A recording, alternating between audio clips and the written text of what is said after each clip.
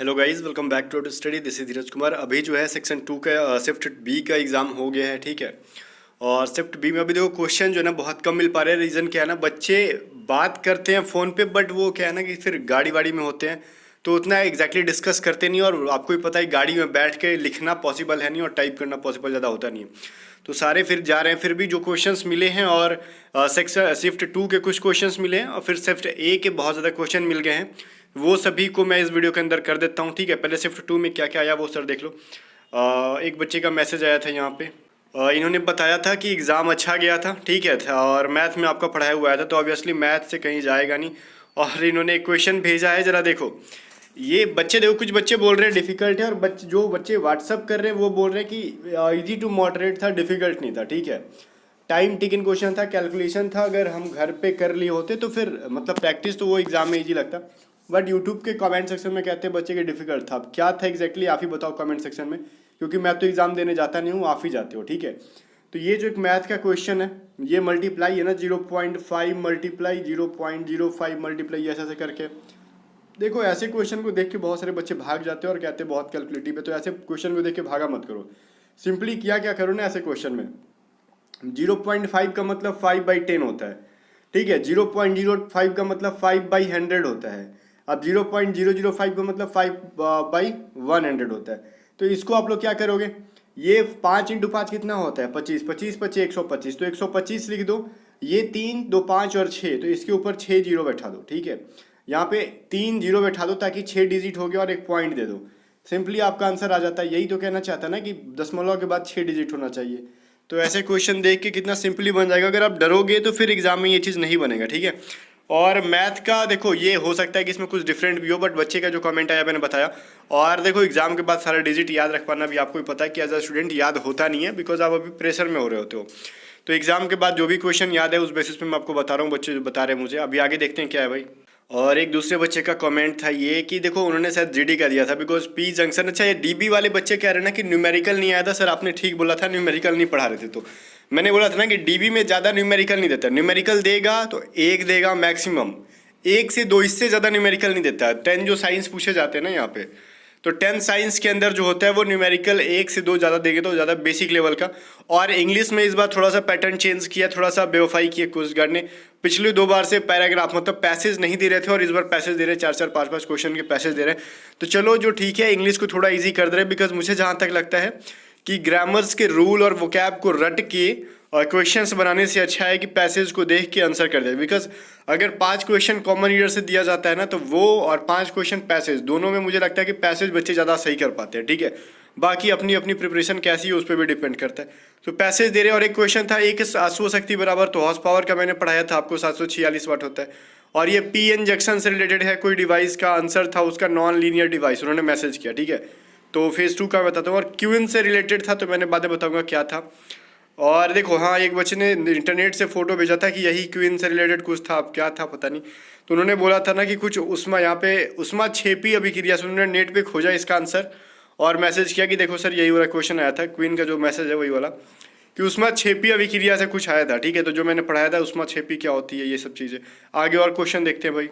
देखो एक जीडी का क्वेश्चन है सर, tan इनवर्स साइन -π/2, ठीक है। ये डीबी का तो क्वेश्चन श्योर है कि नहीं हो सकता, जब होगा तब ये जीडी का होगा, बिकॉज ये 12th लेवल का मैथ है। आपको पता है 10th क्लास में इनवर्स चैप्टर हमको पढ़ना ही नहीं है, ठीक है।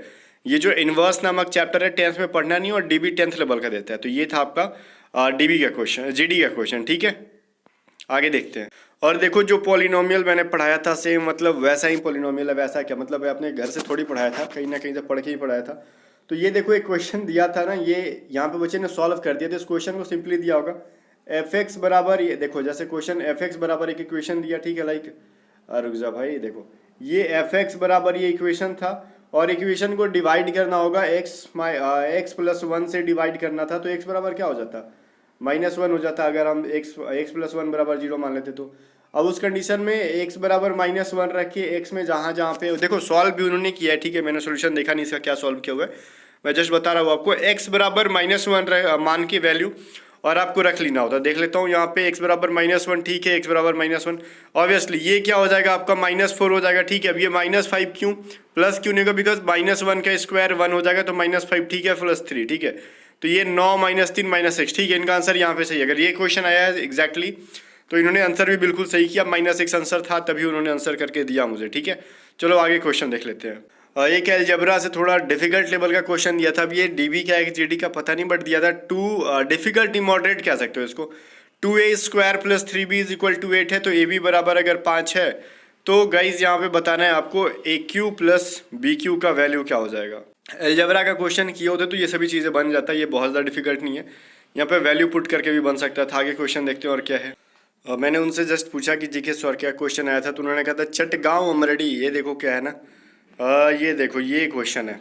ये क्वेश्चन क्या था देखो, नीचे उन्होंने विकिपीडिया पे सर्च करके भी भेजा कि सूर्यसेन उसका आंसर था, ठीक है। वो आंसर मारे हैं तो सीख, ठीक है। देखो चटगांव से रिलेटेड है, चटगांव विद्रोह के नायक जो था, चटगांव अमरडी रेड के नायक मास्टर सूर्यसेन, ठीक है। ऐसे करके उन्होंने सर्च भी किया तो विकिपीडिया पे इसका यही आंसर दे रहा था और उन्होंने आंसर भी सूर्यसेन ही किया था, ठीक है। अच्छा ठीक है, चलो ये क्वेश्चन आया था। और यहाँ पे क्वेश्चन और आया था जनाब कि दाब के एसआई मात्रक बताओ क्या है, तो पास्कल ये भी था, ठीक है। तो ये सभी चीज़ें तो ईजी है जो मैंने कराया रखा था साइंस में। और गई देखो मैं अपनी तारीफ खुद से नहीं करूँगा, एग्जैक्टली ये चीज़ देखो यहाँ पे क्वेश्चन जो है 2 टाइप से आ रहे हैं। मतलब कहने का मतलब जो बच्चा रेगुलरली पिछले 4 से 5 मंथ से तैयारी कर रहा था उसको ईजी टू मॉडरेट लग रहे हैं। मैं जेन्युइनली बता रहा हूँ, ठीक है। इसमें कुछ ऐसा नहीं है कि मुझे प्राइज़ मिल जाएगा ये बात बता के, ठीक है। जेन्युइनली बताता हूँ, जो बच्चा पिछले 4-5 महीने से तैयारी कर रहा है उसको ईजी टू मॉडरेट लग रहा है। हाँ मॉडरेट कह सकते हैं, बहुत ज़्यादा ईजी भी नहीं और बहुत ज़्यादा डिफिकल्ट भी नहीं। और जो रिसेंटली तैयारी करने घुसा ही था पिछले 1 आध महीने से, उसके लिए ये मॉडरेट टू डिफिकल्ट है, ठीक है। उसको ये चीज़ ईजी नहीं लग सकता, क्योंकि रीज़न क्या है ना, अगर क्वेश्चन वो सिर्फ और सिर्फ ईजी दे दे, उसको चेक मतलब लेने हैं बस, मतलब डीबी के अंदर 35, इसके अंदर मतलब ऐसे 100-150 बच्चे, जीडी के अंदर भी बहुत ज़्यादा सीट तो इसके अंदर आ नहीं रही कि मतलब 2-2 हज़ार 3-3 हज़ार आ रहे कि क्वेश्चन का ईजी हुआ तो भी हम लोग ले लेंगे ज़रूरत से ज़्यादा। वो डिफिकल्ट मॉडरेट नहीं सेट करेगा तो बच्चे छटेंगे कैसे। अब वहीं पे गई जो शार्प माइंड का बच्चा है ना वही सिलेक्शन ले पाएगा। अभी चलो हम लोग सेक्शन 1 के बारे में बात कर लेते हैं। ए में और क्या क्या क्वेश्चन मिला है मुझे। देखो सेक्शन 1 का एक क्वेश्चन विकास कुमार ने भेजा है, अरवल के हैं ये, ठीक है। तो देखो रामपुर के हैं ये, अरवल के, ठीक है। और ये 28 का है, 28/3/2022। यहाँ पे देख लो, कह रहे ना कि एक व्यक्ति 8 kg चावल खरीद के 3 kg चावल 10% लाभ पर और 3 kg चावल ना तो लाभ ना तो हानि पर बेचता है, तो शेष 2 kg को 5% हानि पर बेचता है, तो उसे कितना % लाभ होगा। तो गाइज ये प्रतिशत का क्वेश्चन था और इसको डिफिकल्ट कहते हो तो फिर मतलब इसके मतलब ये है कि आपकी तैयारी नहीं थी, ठीक है। गाइज यहाँ पे देखो जेन्युइनली मैं बताता हूँ, अगर इस क्वेश्चन को आप डिफिकल्ट क्वेश्चन कहते हो तो आपकी तैयारी नहीं थी, ठीक है। ये बिल्कुल भी मतलब बेसिक से कंसेप्ट पे डिपेंड है, आपको बेसिकली बनाते जाना था, आपका बन जाता, ठीक है। आप जाके देखो प्लेलिस्ट के अंदर सारा चीज़ बनाया हुआ था, बताया हुआ ये। और एक टैंक का आयतन है 72 घन मीटर है, लीटर है, घन लीटर है। और बताओ घन मीटर है कि लीटर है ये पता नहीं, ठीक है। और उसमें एक नल लगा हुआ था जो 60 लीटर प्रति मीटर की दर से कितना समय लगा। हाँ इस क्वेश्चन को कह सकते हो कैलकुलेटिव है थोड़ा, ठीक है। इसको मैं नहीं कहूँगा कि ईजी है, ये कैलकुलेटिव है थोड़ा, बट ये बन जाता है थोड़ा सा दिमाग लगाते तो। अब वहाँ पे दे रखा है कि x = 4 है, तो फिर 5x - 4x बराबर इतना इतना, इसका आपको निकालना था वैल्यू। तो ये भी रख लेते आप लोग, x का वैल्यू रख देना था 5x - 4x² + 3 के ऊपर रख देते, तो 5 × 20, ये 16 × 68, ऐसे करके आप निकाल लेते, ठीक है, x की जगह पे। और शिफ्ट 1 में तो ये भी पूछा था sin 30 degree minus sine cos 30 minus sin 30, और फिर साथ sin 60 प्लस में cos 60 का वैल्यू, कुछ ऐसे करके क्वेश्चन आया हुआ था आपके सेक्शन 1 के अंदर। सेक्शन 1 में ही था आपका डीबी में। और शिफ्ट 1 में 3 वर्ष के अंतराल पर 5 बच्चों की आयु का योग दे रखा था। 50 वर्ष है तो सबसे कम उम्र वाला बच्चा का पूछ रहा था यहाँ पे, ठीक है। क्वेश्चन ऐसे था, तो ये आपका एज रिलेशन से था और कह रहे थे सिलेबस में नहीं है तो मत पढ़ाओ। तो फिर पता है ना कि पिछली बार मैंने पढ़ाया था तो पिछली बार हल्ला कर दे कि मत पढ़ाओ। ये रीजनिंग क्या है जहाँ तक मुझे लगता है, एक देखो एक चुनाव में एक उम्मीदवार का 40% वोट प्राप्त हुआ और 298 वोट से वो हार जाता है, तो कुल मतों की संख्या क्या है। रुको इसको मैं प्रूफ दिखाता हूँ, ये क्वेश्चन कहाँ एग्जैक्टली मैंने कराया है। ये देखो चुनाव पे आधारित क्वेश्चन मैंने करा रखे थे ऑलरेडी, आपका यूट्यूब पे ये वीडियो चल रहा है, ठीक है। मान लो जैसे चुनाव में होता है मोदी जी खड़े हो जाते हैं, ये चीज़ मैंने पढ़ाया था आपको, यही यूट्यूब का वीडियो मैं सुना रहा हूँ आपको, यहाँ पे दिख रहा होगा। ये सभी चीज़ें चुनाव वाली पढ़ाई हुई थी। आगे देखते हैं अगर इस तरीके से चैप्टर वाइज अगर हम लोग घुसे हर वीडियो के अंदर तो फिर ये पता चलेगा कि सारा चीज़ वहीं पे पढ़ाया हुआ मिलेगा, ठीक है। ये वोटिंग पे आधारित पढ़ाया था मैंने। और ये तो आपको पता ही कि ये बहुत ईजी से कंसेप्ट है कि एक व्यक्ति जो है 25 मीटर पूरब की ओर जाता है और उसके बाद में वह बाएं मुड़कर 10 किलोमीटर चलता है, फिर दाएं मुड़कर 20 मीटर चलता है, अंत में दाएं मुड़कर 10 मीटर चलता है। तो उसकी प्रारंभिक बिंदु से दूरी क्या है? तो भी जस्ट महाकाल 2.0 के अंदर सेम क्वेश्चन कराया हुआ था। बाकी ऐसा नहीं है कि मतलब पहले भी पढ़ाए हुए बहुत बार ये सब चीज़ें, ईजी थी ये। अगला क्वेश्चन देखो, यहाँ पे ये कह रहा है निम्नलिखित में से शुद्ध तत्व कौन सा है? तो शुद्ध तत्व से रिलेटेड मैंने पढ़ाया था ना कि ये चीज़ साइंस वाले में, कि जो चीज़ें जो मतलब मिक्स नहीं है, यहाँ पे पीतल भी मिक्स है, Fe2SO4 भी मिक्स है, तो लोहा क्या है? शुद्ध है यहाँ पे एक तरीके से। अगर ये तीनों ऑप्शन थे तो इसमें लोहा शुद्ध हो जाएगा, बिकॉज लोहा में किसी चीज़ को मिश्रण नहीं होता, सिर्फ लोहा प्योर होता है। 23.5 डिग्री देशांतर कहाँ से होकर गुजरती? तो टॉप 500 जीके के अंदर था क्वेश्चन वो। इसके अंदर वर्ग की संख्या खोजनी थी, ऐसी कुछ फिगर थी। अब फिगर कैसी थी वो पता नहीं, अब यहाँ पे कितनी लाइनिंग थी, ठीक है। तो ऐसे करके एक फिगर था, वर्ग खोजना था उसमें से। अब कह रहा है कि 11 यहाँ पे ऐसा था, निम्न में से कौन सही है? अब ये क्या चीज़ है भाई? 11, 12, 10, तो निम्न में से कौन सही है? अभी क्वेश्चन एग्जैक्टली समझ नहीं आया, तो ऐसे करके कुछ क्वेश्चन था, ठीक है। अब ये कह रहा है कि 5 रुपये के सिक्का पर किसका फोटो रहता है? ठीक है, वायु दाब मापने वाला शिफ्ट 1 में तो बहुत ईजी है वो। जिसका परमाणु द्रव्यमान समान रहेगा, ये भी क्वेश्चन था। और फेरस सल्फेट का सूत्र पूछा गया था आपसे, तो ये भी बहुत ईजी था, ठीक है।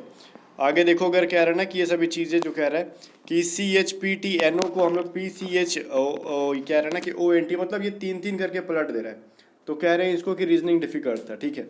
तो देख सकते हो बस ये 3-3 करके उल्टा लिख दिया गया, CHP तो PHC।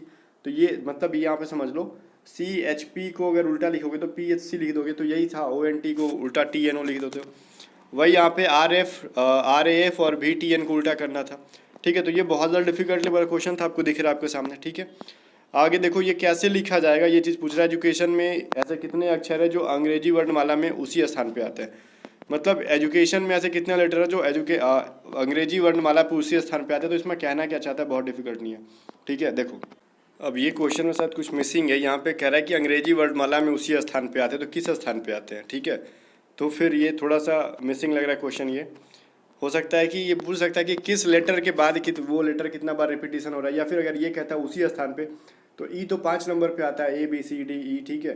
डी 4 नंबर पे आता है, तो ये तो ऑलरेडी 2 नंबर 1 नंबर पे। तो ये कहना क्या चाहता है क्वेश्चन, यहाँ पे शायद कुछ मिसिंग है इस क्वेश्चन के अंदर। तो क्वेश्चन कुछ इस तरीके से थे, और बाकी क्वेश्चन की डिफिकल्टी तो आप देख ही सकते हो।